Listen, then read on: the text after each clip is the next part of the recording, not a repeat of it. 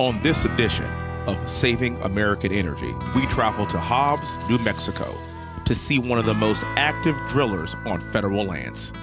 They produce enough oil in the desert to power the entire United States for 2 days. In the sweltering mirage of the New Mexico desert, you'll find some of the hardest working patriots in the country.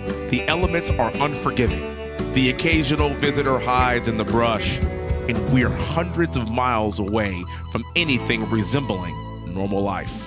Oh yes, the American frontier still exists, and the men and women of oil and gas are living on it. Welcome to the great American Southwest.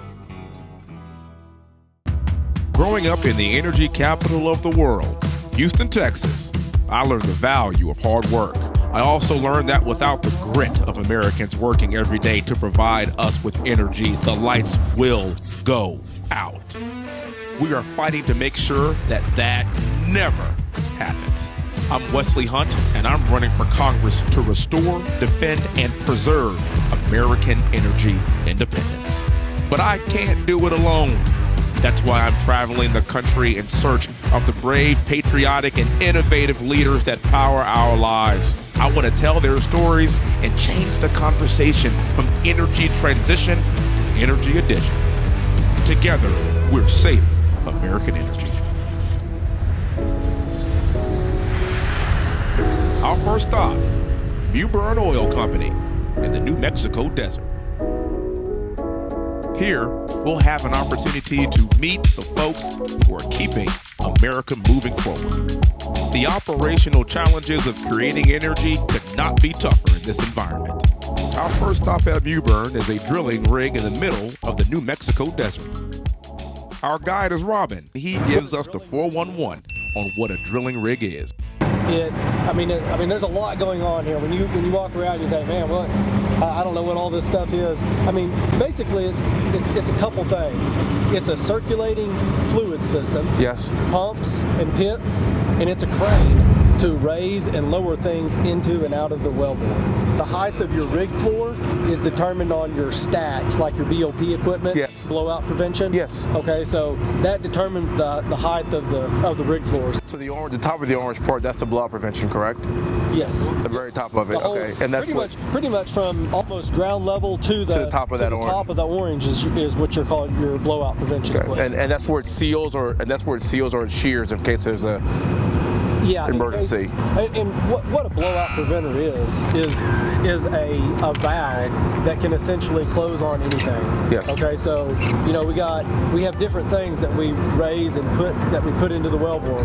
We run casing that's this big. We run casing that's big. We run drill pipe in the well right now. We run tools. So we got to be able to, if that well starts flowing, we have to be able to shut it in on any type of no matter what. Equipment. Right. Yeah. Dan, and go through the choke for a well control. Yep. We'll go through this HCR annular, and it'll go through your choke manifold, through your gas separator, and it'll either go out your panic line or it'll come up and go back into your pits over the shakers. These are 7-inch rams, so we run our 7-inch. These are variables. They'll go from 5.5 to 3-inch. The top is your variable, the bottom are the blinds that'll shut in, and then that big one's your annular that'll shut down on anything. Everything. Up to a pencil, yes sir. So cemented in with no pipe in it, no nothing right now. It's just 7-inch to 4.5. When you come in and frack it, that's when you run the pipe, and then you'll frack it. Pipe, you'll run it with your wire line. With the wire line. Got it. Then we'll come back to the wire line. The top priority is always safety. And now that we've covered well control, let's take a peek at how the rig is controlled.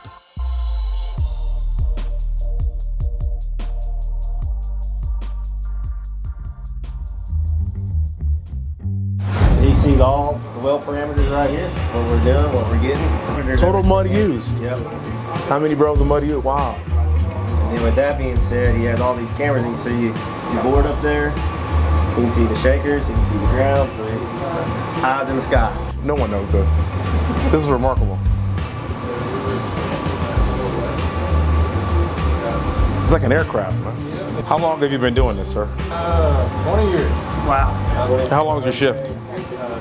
12-hour shift? Well, thank you for all you do, sir. Each company, the trash trailers are ran by a company, the sewage out here is ran by a company, the bits are dealers for 5 different companies that we're running. So every day they just stop by and check.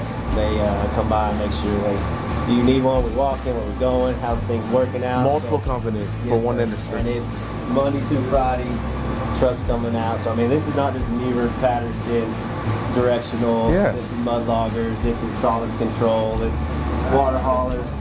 Truck drivers. Yeah. It takes everybody. Takes a village, man. Yes, sir.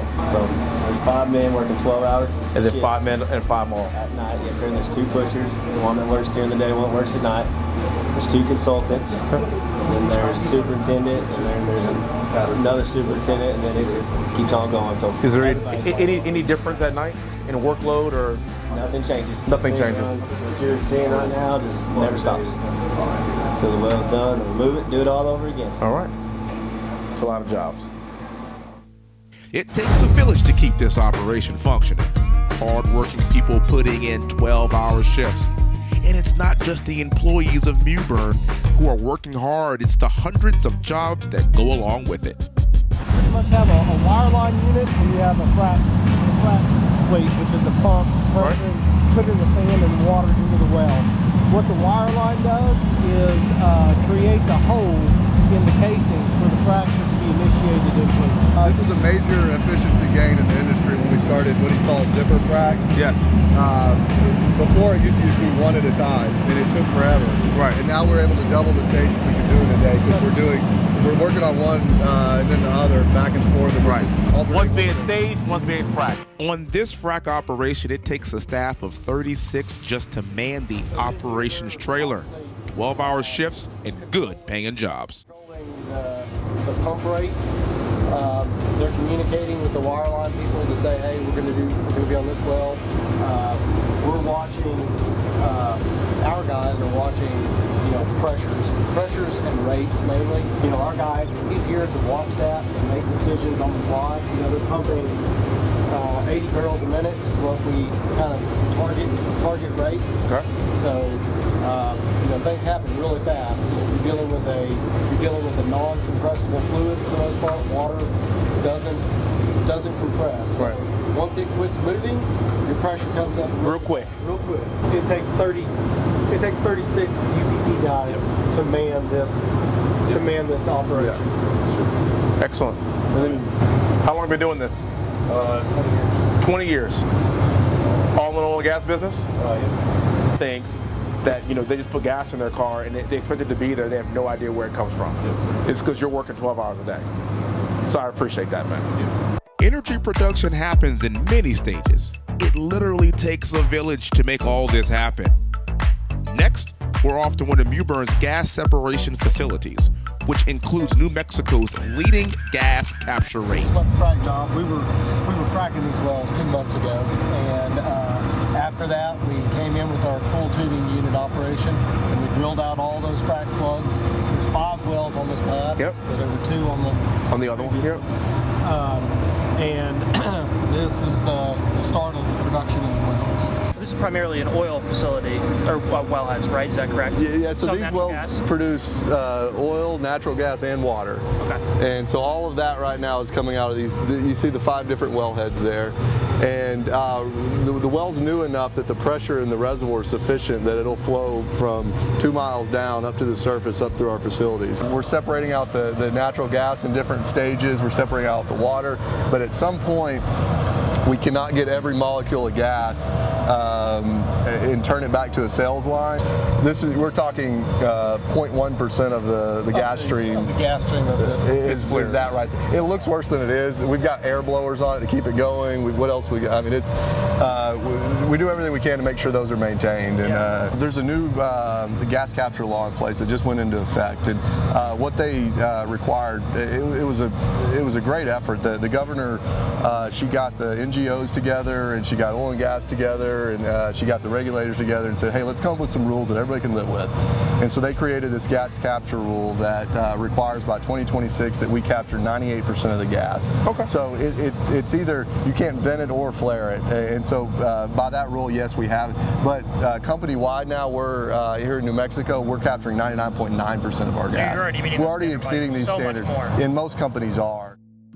The amount of work, engineering, and expertise that is required to continue powering our everyday lives is remarkable. These are the heroes that you never hear about, sacrificing their time away from family to work 12-hour shifts in the New Mexico desert to keep us cool in the summer, warm in the winter, and to keep America moving forward. Mewbourne is doing their part to power American energy in the cleanest, safest, and most efficient way possible. And that's how you save American energy. Next time on Saving American Energy, we leave behind the desert of New Mexico for the warm waters of the Gulf of Mexico. Join us as we take the plunge offshore.